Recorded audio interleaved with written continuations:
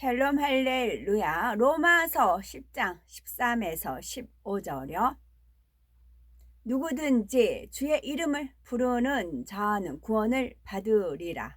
그런즉 그들이 믿지 아니하는 이를 어찌 부르리요? 듣지도 못한 이를 어찌 믿으리요? 전파하는 자가 없이 어찌 들으리요? 보내심을 받지 아니하였으면 어찌 전파하리요? 기록된 바 아름답도다. 좋은 소식을 전하는 자들의 발이여 함과 같으니라. 아멘. 제목은 구원받을 믿음과 구원받은 믿음입니다. 우리가 무조건 교회에 다닌다고 구원받는 것은 아닙니다. 자신이 죄인임을 통해 자복한 후 성령을 받아야 구원에 이를 수가 있습니다. 따라서 교회에 나와 통해 자복하기 전까지, 곧 성령 받기 전까지의 과정을 구원받을 믿음이라고 하고, 죄를 통해 자복하고 성령을 받은 상태를 구원받은 믿음이라고 하지요.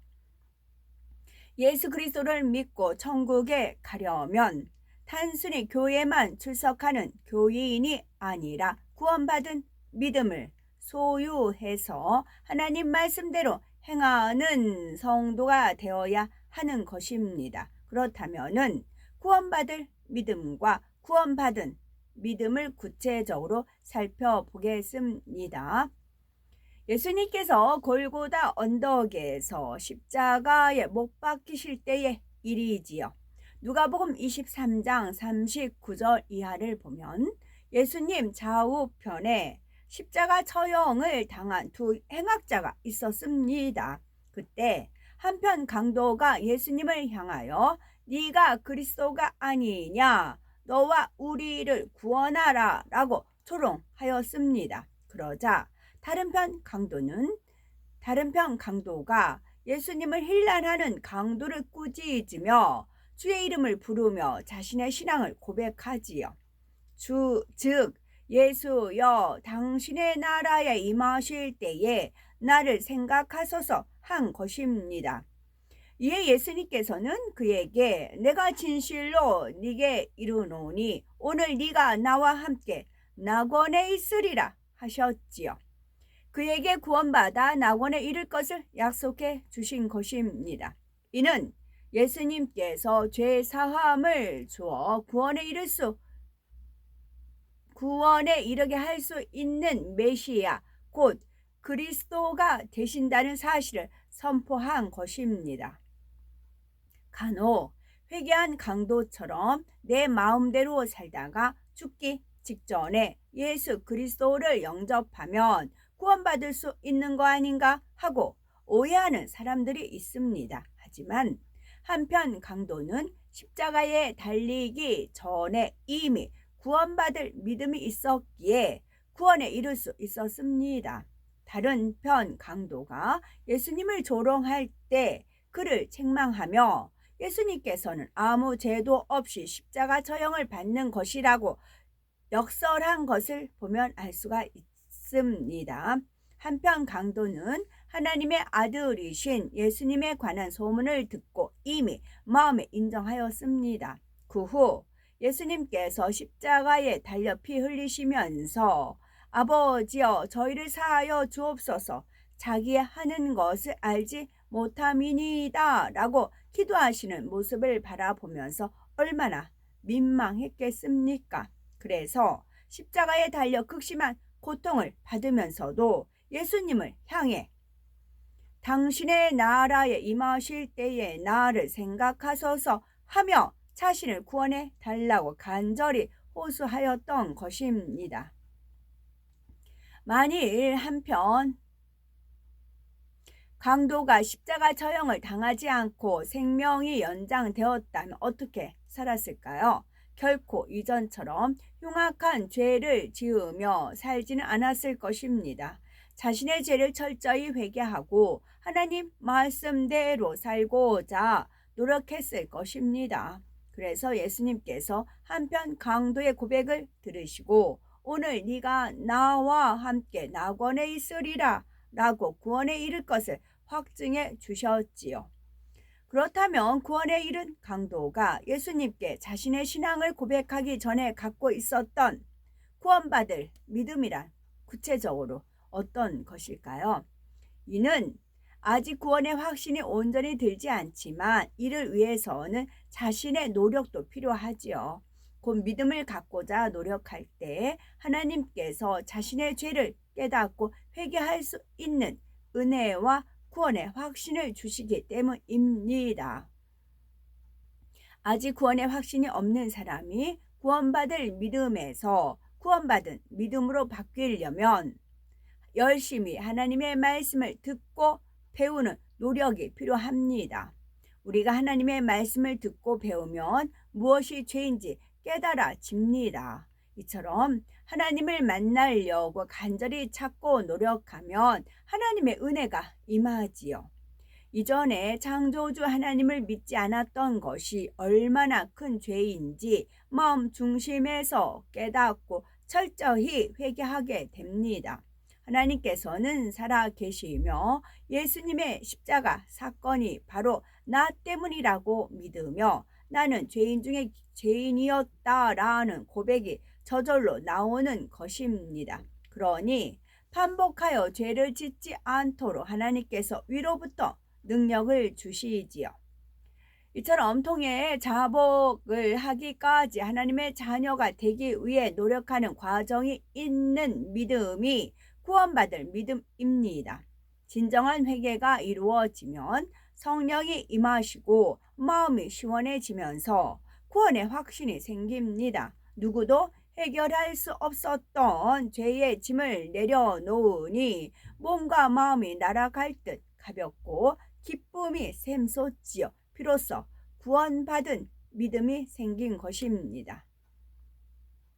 우리가 죄사함을 받고 성령을 선물로 받아 하늘나라 생명책에 이름이 기록되면 그것은 구원의 시작입니다.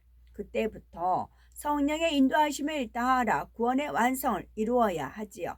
성령을 선물로 받으면 구원의 확신 가운데 하나님을 아버지라고 부를 수 있는 자격을 얻게 됩니다. 예수 그리스도를 믿고 성령을 선물로 받아 하나님의 자녀된 권세를 얻은 것은 참으로 놀라운 일입니다. 원수 마귀의 종에서 하나님의 자녀로 신분이 완전히 바뀌었기 때문이지요. 예전에는 시험 환난과 고통 속에 의지할 곳 없이 살았습니다. 하지만 주님을 영접하고 나서는 창조주 하나님을 아버지라 부르며 천국 소망 가운데 기쁘고 행복하게 살아가지요. 이처럼 성령 받은 후 구원의 확신 가운데 하나님 자녀로 살아가는 믿음을 구원받은 믿음이라고 합니다.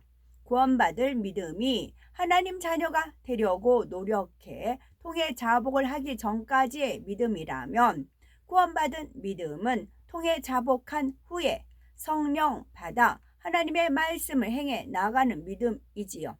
즉 구원받을 믿음과 구원받은 믿음을 구분하는 기준은 성령을 받았느냐 받지 않았느냐 하는 것입니다. 우리에게 구원받은 믿음이 주어지면 세상을 쫓아 살아가던 잘못된 구습을 버리고 하나님 말씀대로 살고 싶어집니다. 억지로가 아니라 하나님 사랑에 감사하여 마음 중심에서 우러나와 말씀을 지켜 행하게 되지요. 어떤 사람은 성령을 받은 즉시 술과 담배를 끊기도 하고 설교 말씀을 통해 배우는 대로 기쁨으로 순종해 나갑니다. 처음에는 겨자씨만한 믿음에서 출발하지만 하나님의 말씀을 듣고 지켜 행해 나가면서 어떤 비바람에도 끄떡없는 나무처럼 큰 믿음으로 성장하여 풍성한 열매를 맺습니다. 자녀가 태어나면 아이 청년의 과정을 거쳐 아비가 되듯이 믿음도 점점 성장해 갑니다. 갓 태어난 자녀와 같이 믿음이 작다고 해도 성장 과정을 거치면 청년을 지나 아비와 같은 큰 믿음이 될 수 있습니다. 자녀들의 믿음은 이제 막 예수 그리스도를 영접하여 성령 받은 단계를 말합니다. 자녀들의 믿음이 자라면 아이들의 믿음이 되지요. 아이들의 믿음이란 하나님 아버지를 아는 믿음입니다. 즉, 부모에 대해 깊이까지는 모르고 일부분 조금 아는 단계이지요. 그러니 진리를 알고 체험하지만 말씀대로 행하는 것도 있고 행치 못하는 것도 있습니다. 아이들의 믿음이 자라면 청년의 믿음이 됩니다. 청년의 믿음이란 완전히 성숙하지는 않았다고 해도 말씀이 마음에 임해 있으므로 능히 원수마귀 사단의 괴계를 깨뜨리고 승리하는 단계를 말합니다. 말씀 위에 굳게 서서 천국의 소망을 두며 세상을 바라보지 않습니다. 어떤 시험을 만나도 요동하지 않을 힘이 있지요. 쉬지 않고 기도하는 가운데 오히려 감사하고 찬송하며 시험을 거뜬하게 이겨냅니다. 청년의 믿음이 자라면 아비의 믿음이 됩니다. 이는 태초부터 계신 이를 아는 믿음, 곧 근본 하나님을 아는 마음이지요. 하나님을 아는 믿음입니다. 여기서 하나님을 안다는 것은 아이의 믿음에서 아는 것과는 전혀 차원이 다르지요. 자녀를 낳아봐야 부모의 마음을 안다고 하듯이 아비의 믿음이 되어야 비로소 아버지 하나님의 마음을 온전히 알 수 있습니다. 창조주 하나님의 깊은 것, 근본까지도 알 수 있지요. 아비의 믿음을 가진 사람들은 모든 사람의 본이 되고 겸손하기 때문에 어떤 사람이라도 포용하며 좌우로 치우치거나 흔들림이 없이 진리 안에 온전히 서게 됩니다. 덕과 사랑을 갖추고 성령의 열매를 풍성히 맺는 성숙한 믿음이기에 천국에서 해와 같이 빛나는 자리에 들어갈 수 있습니다. 아멘.